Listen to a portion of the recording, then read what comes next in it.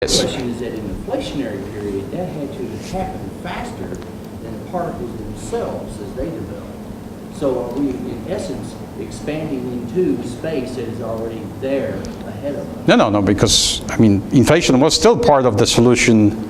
Back then, the universe, after inflation, the universe as we now know it was about 3 meters big. So the universe now, which is about 20 billion light years across, was 3 meters big. Before inflation was I can't even show it, it was because it grew by a factor 10 to the 30th or something. But that's still the same universe, at least that's my understanding. So we're not, I mean, the universe as a whole might be curved in the fourth dimension. I mean, we might be marginally bound, but we're still, I mean, we don't have that measurement. To the best of our ability, the universe is what we call flat and infinitely large, although it might be, you know, curving on itself outside what we can see. I think that's the best I can do. Okay. Thank you.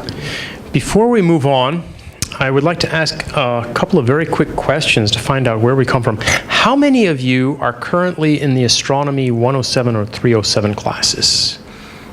Okay, fair number. How many of you are from the university, either in other classes or faculty, staff? Okay. How many of you are townspeople? Okay, wonderful. And how many of you came because of the interview on WFPL this afternoon? Few. And how many of you learned about this? It wasn't very good. I think you did better than you think. How many of you came because you saw a poster? Okay, wonderful.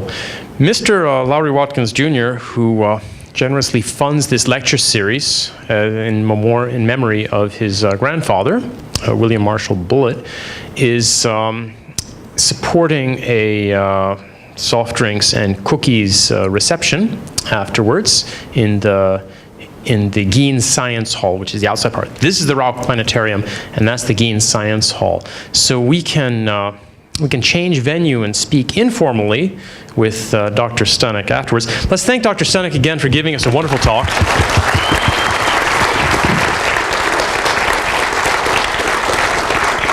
And most importantly, actually, thanks to you, good people of Louisville, for coming and supporting astronomy here at the University of Louisville. Thank you. See you outside.